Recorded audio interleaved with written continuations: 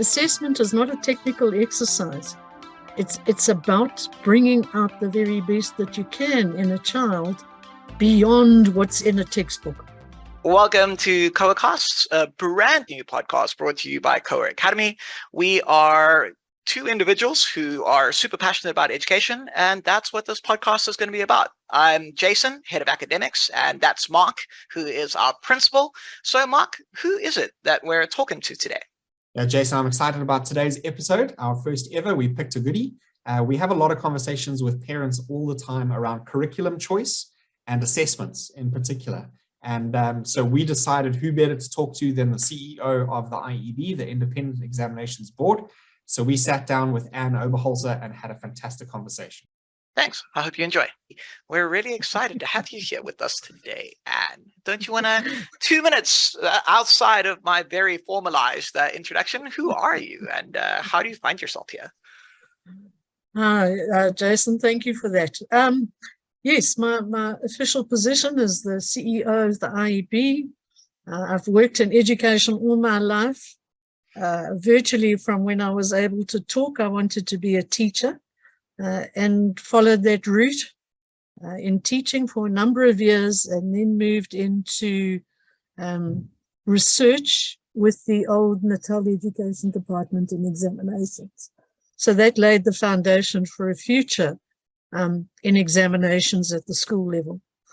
I had a little sojourn to SAQA, which gave me a bigger picture of where school education and exams fit into the system. But I'm back here. We obviously have been destined to be at the IEB and back in schools with the future of our nation. At this stage, at the end of a flat screen, but there we go. That's really impressive. I mean, Mark, we're all about flat screens, right? That's it's kind of what we do for a living. It's really strange. What we're passionate about, yeah. Mark, we haven't asked you yet, so give us a 1 minute on how did you find yourself becoming a principal of an online school in 1 minute? Sure. Let's see how quickly I'm timing. Okay, great. I mean, for me, much like Anne, I started, out in education as a teacher and really passionate about the teaching and learning process in schools, and knew that I always wanted to end up in leadership in schools. And as a young school leader, was always trying to reshape what we were doing in a way that made sense for learning. You think about all the things that you learn in teacher training, you want to implement those in the classroom, but there's always restrictions, there's always barriers. And so trying to find ways to operate as much in a way that makes sense for the teaching and learning, like we know it should happen, with all the constraints that we have in place in traditional education. And so I used to keep this list of, I used to have imaginary policy documents for an imaginary school called School 2.0. And it was amazing. It was a fully staffed school that didn't exist in my mind. And what should it look like? How would we assess? How would we staff it? How would we resource it? How would the school interact with parents? And obviously, sorry, Jason, I don't know, 2 minutes is over already. You go. I'm giving you an extra. You got me in my passion. It's interesting. Keep going. This is what I'm passionate about. So, I mean, yeah, you never stop passion. You can't stop it. For me, I used to use that as a springboard for doing what I could in my role as an associate principal in a physical school, in these restrictions, where I would use that to inform as many of the decisions I was making as possible. But then all of a sudden the penny dropped a couple of years ago. This is actually an online school. A lot of what I was naturally leaning towards in terms of these policies just fits an online school. It's just possible. The opportunities just open up. And so we launched Koa largely because the policies that I was writing just seemed to fit an online school. And my wife and I had been speaking for years about using and leveraging the online space for education in lots of different ways. And then we put those two ideas together and Koa popped up. My favorite little tidbit of information about that is that Mark and Lauren used to take minutes on their dates while they were discussing the future of what the school would look like. So, and my first question This conversation is making me sound pretty dorky. It's okay. I mean, surely I'm okay with the principal of the school that my kid goes to being quite a dork. I would be okay with that. I feel like minuted meetings with his dates. I don't know. It's brilliant. It's brilliant. Okay, so Anne, I think one of the first key questions that we have for you is, can you please explain the relationship between the IEB and CAPS? Because a lot of people get very confused right here off the get-go. Yeah, no, we often get the question, does the school offer IEB or does it offer CAPS? The IEB is an assessment body, and our job therefore is to assess various things, one of which is a qualification called the National Senior Certificate. As its name says, the National Senior Certificate is the official school leaving examination of our country.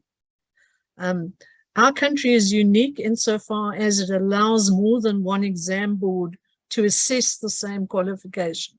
I think the only other place is England, where they allow more than one exam board to assess the same qualification. So the NSC qualification is based on our national curriculum, which is owned by the Department of Education. And that national curriculum is also known as the Curriculum and Assessment Policy Statements, namely CAPS. So all assessment bodies who assess the NSC assess CAPS. So CAPS is your curriculum, and then you have assessment bodies that assess that curriculum. And once you've assessed that curriculum, if you're successful, you get a National Senior Certificate, which is issued by Umalusi. Thank you. I think that's pretty clear. And so for anyone who's listening at home, I think the key here is that a curriculum governs the content that we're teaching, and the assessment is then how are we diving into that content and unpacking it. And so just for people who don't know, what are the key principles that the IEB has when it comes to assessment? Why would I care about sending my child to an IEB assessed school as opposed to a traditionally government-based assessed school? What's the point? Yeah, I think there's two things. There's two sides of it. The obvious one is, well, let's say overriding the IEB's principles is quality. So it's quality and assessment on two levels. The one level is operationally. We want to make sure that we run a good exam, that it retains its integrity in terms of security, that the marking is up to standard, that everything that should work normally works as it's supposed to. And then I think the second issue around quality of assessment is the nature of the assessment itself. The IEB focuses specifically on what we call our intentional education beliefs, which talk more to the kind of learner that one would want to see at the end of 12 years of schooling and an examination that says they have achieved what they need to. And I mean, these intentional education beliefs are not unfamiliar to people. We want critical users of information. We want people to reason ethically. Obviously, problem solvers. The world is full of problems. Hopefully, some of them can be solved. Creative and reflective thinkers. So we want creativity. We want people to think outside the box. Lifelong learning. People learn once they leave school, and we want them to enjoy and pursue the notion of learning. Respect of their fellow citizens, respect for other people in the world, respect for diversity. And so in our assessments, we try to focus specifically not just on whether you know something and can reproduce it on demand. We want to know whether you fully understand it. So we will probe understanding. We will probe application. Can you take a piece of knowledge and use it appropriately in a specific set of circumstances, or whatever the case may be? In terms of your active citizenry, are you aware of the kinds of things that happen in our world, and how does your knowledge and your base at school provide you with opportunities to to comment on it, to have an opinion about it, to substantiate your opinion, to ensure that your opinion takes into account all relevant aspects, including ethics. So your decisions and your opinions can't just be based on information. They have to be contextualized and take into account the other considerations. I can go on and on and on about this because I'm really quite passionate about it too, Mark. And that's fair. You can't stop passion, yeah. No, you can't stop passion. And for me, that's the important part. Assessment is not a technical exercise. It's about bringing out the very best that you can in a child beyond what's in a textbook, beyond what's in a classroom. So I've got a two-part question for you because I know some of the answer to it. So is the IEB internationally recognized? Well, I think we've got to separate out the IEB as an assessment body from the National Senior Certificate as the qualification. So if we look at the IEB as the Independent Examinations Board, yes, the IEB is known internationally. We're members of the International Association for Educational Assessment. We're members of the SADC Assessment Association, the African Assessment Association. We've had interactions with numerous universities around the world. So the organization, the IEB, is known. Perhaps not as widely as one might want to be, but assessment is never as attractive perhaps as Twitter or Facebook or one of those things. People want to know about Twitter and Facebook. They don't necessarily want to know about assessment agencies. Having said that, I think we are. We have a mark on the map. In terms of the National Senior Certificate, it's a qualification that is also internationally recognized. It's benchmarked at the level of AS at the UK, which is one level below A level, and it allows entry into many universities. We have a list of universities on our website that have accepted learners with the NSC, and they include institutions like Harvard and Princeton and Edinburgh University, a whole range of UK, Australian, wherever you name it. There's a whole range of them, and so we're fortunate to have had students that have gone through the best in the world, as well as got in. More than just getting in, though, I think the key issue is, do they get through? I mean, getting into the university is one thing, but we hear about the high dropout rates of first-year students. And that is as a result, I believe, because they don't have the fundamental skills they need to succeed. They don't know how to tackle information. They don't know how to engage. They don't understand what research means. And so be it, because they were never taught it in any way. They were never exposed to it, and so you can't blame the student. So yeah, I mean, I've gone a bit. No, I think you've nailed it, and I've actually circled back. It keeps coming back to the same point, that what we're aiming to do here is we're aiming to prepare young learners for a future after school, and be that in an international university where they're capable, not only getting in, but able to get through, or whether university is not their life choice, they're still walking out of an IEB qualification or an IEB assessment prepared for life in the future. And I think that is really exciting. So for us, one of the things we're really interested in, and this is both for our podcast, but for me personally as well, is what are the IEB's expansion plans? We've done a little bit of research into the IEB-ISC, and just for a little bit of context, being an entirely online school, we don't have a physical building. There is no school building, which puts us in a pretty unique space. And we have students currently in Kenya, I have a student in Thailand who's going to have to come back. I've got someone in Madagascar. We've got all over. And so what are the IEB's expansion plans? Well, you've mentioned the IEC, the International Secondary Certificate. They write their first exams at the end of this year, 2022. So the IEC is no longer a plan, it's a reality. Yes, and that's a bit jittery for us because we've been a national body since our inception some 30 odd years ago. So it's the first time we are walking in this international qualification world alongside the big brothers of Cambridge and International Baccalaureate, who are probably looking at us as the new kid on the block, and who the hell do they think they are? That's fun.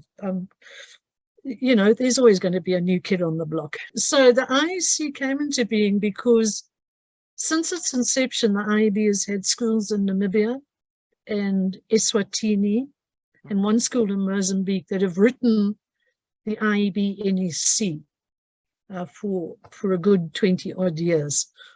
And in 2014, the Minister of Education, Angie Motshekga, said we may no longer offer the National Senior Certificate outside of South Africa. And I mean, one can see the rationale of that. I mean, the National Senior National Senior Certificate is sovereign to South Africa. So at that stage, she never put a time limit on it. So we all carried on happily without taking much notice. I mean, unless there's a time for exam, people don't take any notice. She reissued that in 2016 and said by 2019, that would be the last one.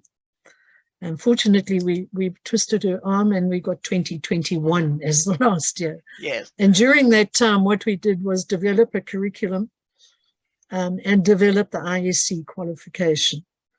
The curriculum at this stage is very closely aligned to the NSC because clearly there were schools in the system that we're teaching in. But that is changing. It will change as the IEC takes root. But it's not going to be that dramatic in the sense that maths is maths after 12 years of schooling. So it's not the content of maths that's the issue. It's how you approach it and how you teach it. So there will always be similarities. That qualification was benchmarked by UK NARIC. UK NARIC is the UK equivalent. They call themselves now UK ENIC after Brexit.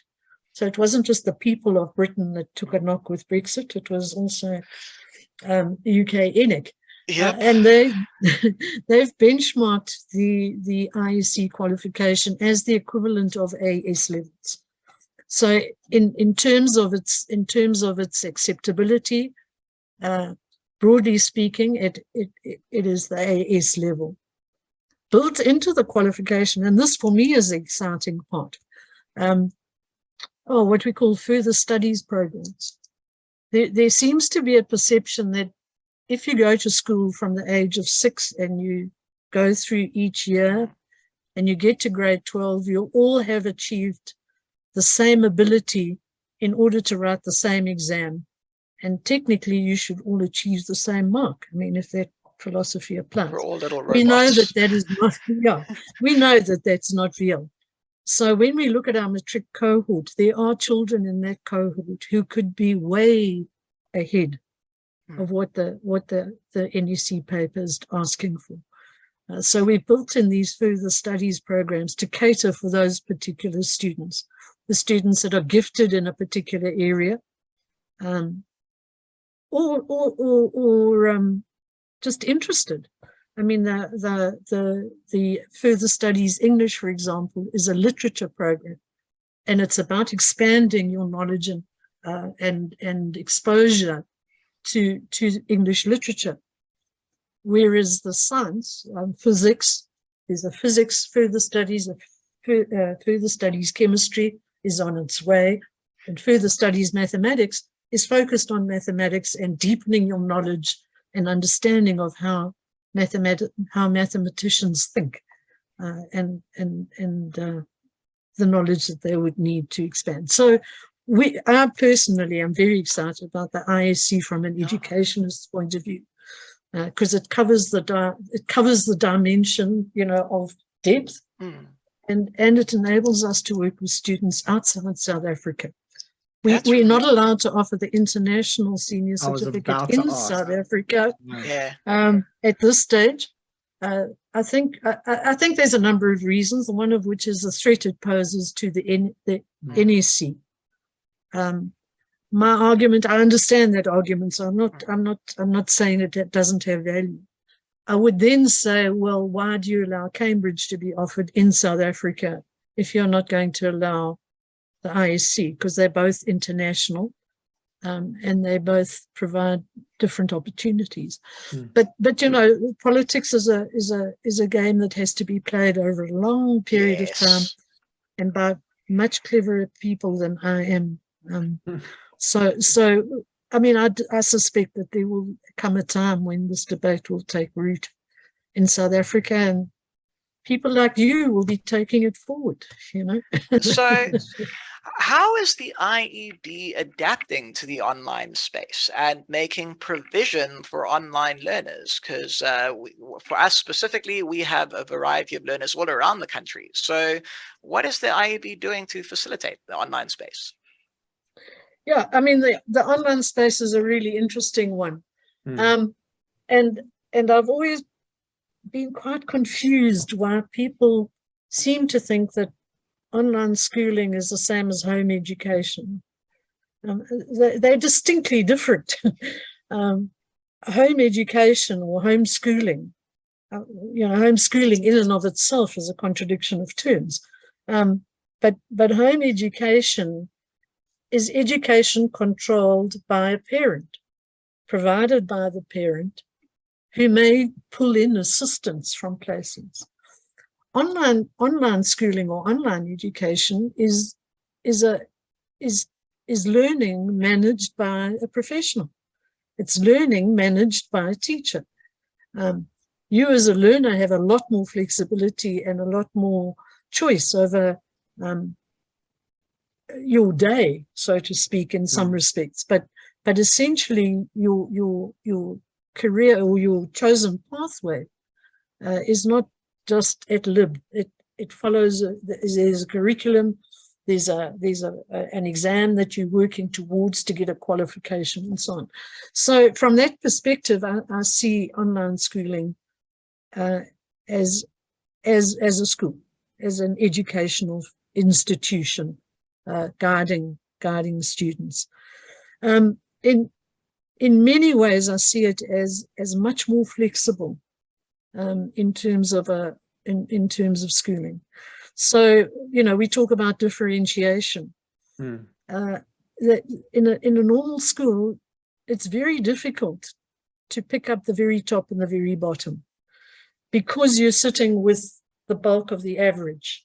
And my feeling is often that mass education has taken away the top of our ladder and has demolished the bottom of our ladder. Yeah. Those kids that see themselves as failures, they've got no hope. Every test they write, they fail. They get to a point where they actually hate school. They hate everything about it. And boy, there's nothing worse than destroying a person. For what end? Because I want to say, for what end? This person is going to become part of our society. If we destroy them as children, they're not going to be meaningful citizens, because they're not going to have the self-esteem that they need to be that. And by the same token, your top students, I mean, the top students are the top students, but there's those students at the top who could be so much more if they were given the freedom to be released and think and go beyond the drill and practice that happens between May and November at the end of the matric year. I mean, I can't think of anything worse than doing a maths paper a day between May and November in order to get 100% at the end of matric. I would have gone mad. I wouldn't have been able to cope. So I think the online environment provides more opportunity for catering to the individual child. So, I mean, I think that online schooling provides, or just computer-based learning, provides opportunities for the classroom that a single teacher just can't possibly do and provide. I love that. And I mean, you speak quite a lot there about vertical progression and the ability to differentiate in the vertical progression, but we also think about multiple pathways that are possible with online learning, where it's not as linear before. And so you can have learners moving ahead or slowing down as necessary, but you can also have learners doing two different types of the same subject at the same time if we want to. And so you've got that differentiation laterally as well as vertically. We're going to move on to one of our recurring sections. It's called Being Human. So Anne, my question for you today is, if you could have any superpower, what would it be and why? Yeah, Jason, there's so many I could choose from, but I suppose that to pick up on what you're talking about, I've often thought that I would like education to free people, each individual person, to want to be the very best they can be for themselves. And if we had a way of doing that, that is what I would want. Because everybody that comes out of schooling, there will always be those who just think, I'm no good, I'm useless, I can't do anything. No, everybody can do something, and everybody has a contribution to make, and please recognize it and work at that. Don't be guided by what other people are telling you that you should be, and so on. So yeah, that would be my superpower, is that every teacher has the ability to make a child want to be the best they want to be. That is amazing. So even though you are no longer in a classroom and you are now essentially like a super administrator, your superpower would be unlocking potential. I'm pretty sure that in many ways that is what you do on a daily basis. Yeah, I was going to say, it sounds like this normal life, just superpower. I'm like every day. Oh, that I'm grinning from ear to ear. So for those of you who are listening and cannot see us, I have a big grin. So Mark, I'm going to hand over to you. We've put out a question. Actually, Mark, I'm just going to hand over to you from here. Social media questions is where we're off to. Excellent. And we let the online world know that we were going to be chatting with you. We just threw it out there, and people were very excited, actually. And responded very positively. I think this is a conversation that South African parents in particular are desperate to have. They want to be talking about their child's learning. They want to be talking about matric exams. They want to be talking about assessments in school, curriculum options, entrance into university. What does this all mean? And how do I make smart decisions as a parent, really? And I think a lot of questions came through, and we tried to put them into categories, and I'd love to run some of these by you just for your thoughts on them. Naturally, coming from our parent bodies, a lot of these questions either intersect or fall firmly within the curriculum side of things and not just the assessment side of things. But I'd love to get your take and your thoughts on some of these things. So the first big theme that came through in the conversation online was, if there's no difference in the certificate between the IEB and the, what do you say, by the way? Do you say state or DBE NSC? Do you put anything before the NSC? DBE. Okay, so DBE. DBE. So if there's no difference between the certificate, the IEB and the DBE NSC, what's the international advantage? And you might have hinted to this earlier. What's the international advantage to having one over the other? Yeah, look, I mean, that's like saying, one marriage certificate is the same as another marriage certificate. How do I know that this marriage certificate is going to make me happier in my marriage than that marriage certificate? It's not the certificate that makes it. It's what sits behind the certificate that makes it. So yes, they're the same certificate, but what is the educational process that is leading up to that certificate? And I think for me, that's the issue. It's your educational experience. What is your educational experience preparing you for? So for me, the issue is not the certificate. The issue is the education behind it. And how confident do you feel as a parent that the school that you are at is giving your child the best opportunity to be the best they can? The decision around curriculum option, when parents are making decisions about which curriculum, which assessment body, when parents come to me with that conversation for the first time, very often I say, before we discuss curriculum, before we discuss assessment body, let's talk values. What do you value when it comes to your child's education? Because that's going to tell you more about your decision than a list of tick boxes might. Here's your next one, Anne. Is it true that IEB is harder than DBE NSC? And if so, why should I, as a parent, not just go for the easier grades? Get higher marks, more likely to get into university. Okay. I've got another analogy on this way. I thought you might. If you're running the Comrades Marathon and you're running from Durban to Pietermaritzburg, your training regimen will be catering for that upward run. If you're running from Maritzburg to Durban, your regimen will be different because there'll be different pressures on your body as you're going on the down run. So if I've trained to run downhill and I end up running up to Maritzburg instead of downhill where I've trained, that upward run is going to be bloody difficult, simply because it's not what I've trained for. I've trained for something different. So yes, if you've been at a traditional school and been taught in a traditional way, and I'm saying traditional in inverted commas, but when you're sitting with a class of 30 and you don't have the benefits that you might have, for example, at an online school or at one of the schools that has a different philosophy than Montessori or the Waldorf or whatever, your training for the exam is different than if you were at an IEB school that knows what the exam is and what are the things that are valued in that assessment.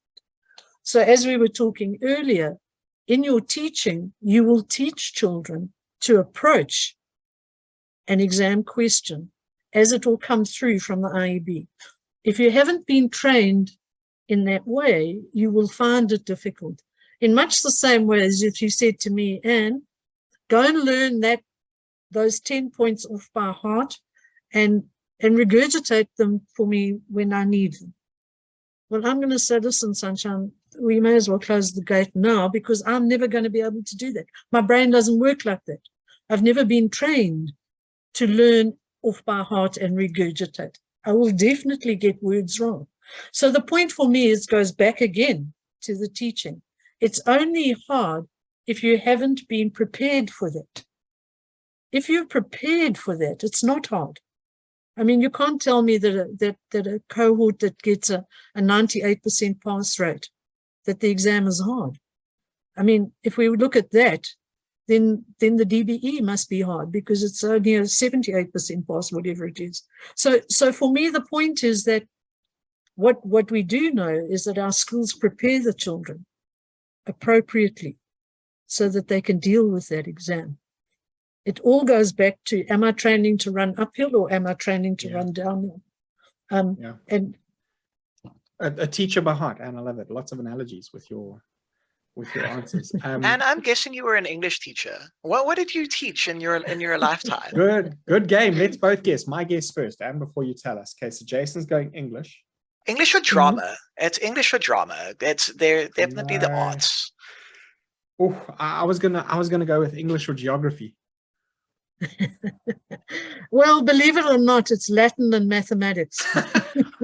Latin and mathematics. That is, wow. 10 out of 10, not expecting that one. You got us right. I wanted to add into that as well, Anne. You know, a lot of people have asked me the same thing. As a principal, why did we choose the IEB? Because as a school, surely if you're going to get higher grades with DBE and NSC, why would you not make that your route and then the school looks better? And my answer is, well, when you look into the long-term effects, you know, we did a lot of research beforehand, and one of the studies that we relied on, I think it was a 2017 study at UCT, looked at university outcomes for learners coming from different exam bodies. And the paper very clearly had the conclusion that an IEB graduate was more likely to be put through year after year just because the assessment style prepared them for what they were experiencing in university. So it's very much like what you're saying now. The training prepares you for what's next. So you get to university and you think, this is familiar. I know how to think like this. I know what this is asking me to do. If you had a magic wand and you could change anything in schooling systems in South Africa, whether it's on the curriculum end or the assessment end or the physical schooling infrastructure, what would you change to make that more of a reality in the majority of schools in South Africa, that we're teaching application and not just teach to the test memorization? Yeah, this is an interesting one, because I think there's more than one prong to this one. I certainly think that one of the problems that we have, and it's education the world over, is the notion that we must do so many subjects in order to be educated. I mean, I look at the grade 9 and these, 11 subjects, 9 subjects, whatever it is. And I think, why are we doing this? So if you were saying, what would I change? I would change this notion that emphasizes content more than the ability to access that content. Yeah. And I mean, what's fascinating, and from my experience, because my background is, do you want to take a guess what teacher I was? Accounting. Science. So chemistry. Oh, science. Okay, right. So chemistry was my passion as a teacher. And like what you've described there, what I would say is when you only focus on the content, it only sticks for so long. When we focus on those other skills that you mentioned now, weirdly, the content sticks longer. Yes. Because it means more to us. You know, it actually has meaning now. I can you can hook it. Yeah, exactly. Yes. I love that. Here's the next one for you, Anne, and I know how I feel about this. A lot of parents in our chats online were saying, my kids are anxious, my kids are stressed. I don't think that this is right for an 8-year-old, 9-year-old, 15-year-old to be going through this sort of anxiety. Are we over testing our kids? So I think there's two things. We as teachers need to think, are we assessing for the sake of assessing, or are we assessing for a particular reason? At the age of 8, we should not be assessing for anything other than to diagnose where a child is not understanding something. And that's why I say this notion of pass failed every year, and therefore the expectation, because you passed, you're all at the same level. No. You may have passed, but you've got huge gaps in understanding someone. So for me, the assessment must have a focused purpose, and the younger the child is, the more it should be about uncovering the problem that the child is experiencing and understanding. Parents, please do not pressurize your child. Love them for who they are. Are you asking Johnny what he got for every test he got? And then immediately asking afterwards, what was the class average? Because as soon as you do that, you're immediately putting stress on that child, because they've got to be more than the class average. Everybody's got to be above the class average. How anybody believes that can happen, I don't know. But the expectation is that. But as parents and as teachers, we have a duty to give those kids some hope, not destroy their hope, by making the world that they already live in that's difficult more difficult. So, I mean, to answer your question, I don't think it's the IEB or the school or the parent or the home. It's a complexity of those. Sure. And we each need to make decisions that are appropriate. Yeah, I love that, Anne, and I love that, you know, taking the responsibility for each of our parts contributes to a healthier child. And it's age appropriate as well. You know, the way that you handle this with a grade 4 is very different to how you handle this with a grade 12. I say to parents quite often, I'm okay with your child feeling a certain amount of pressure, but they mustn't feel anxious. They must feel secure. They must feel safe. They must feel supported. A little bit of pressure actually encourages growth, but it needs to be age appropriate. The pressure that we put a grade 4 under has to be different to the pressure that we put a grade 12 under. It has to be. So the way that we test has to look differently. And can I just say, I think I expected to come into this conversation and meet somebody knowledgeable and skilled, and I did. But I didn't expect to meet somebody who was so humble and approachable and grounded. So thank you very much for your time. We appreciate it. Really appreciate it. Thank you, Mark. Jason, that's very kind of you. That was a really enlightening conversation. I really enjoyed it, Mark. And for parents who are out there thinking about curriculum choice and options for their kids, I hope that this conversation was helpful and insightful, particularly when it comes to how the IEB approaches things. And if you do have any questions for Anne that you'd like to follow up on, feel free to reach out to us at Koa, and we'd be happy to ask those questions for you. Perfect. And for those of you who don't know where to find us, koaacademy.com, and just the next thing you need to do is click like and subscribe below. And also added to that, we're super excited for our next conversation coming up. Wow, Jason. So we've got some interesting people in. I'm not going to give the spoiler away yet. We've already had the conversation, but I want you to come back and listen. But know that if you think of maths as this big, daunting, scary bubble, well, we're going to burst that bubble for you in our next conversation. And hopefully you enjoyed that one, which will be out in a few weeks as much as we did. Great. Thanks, everyone.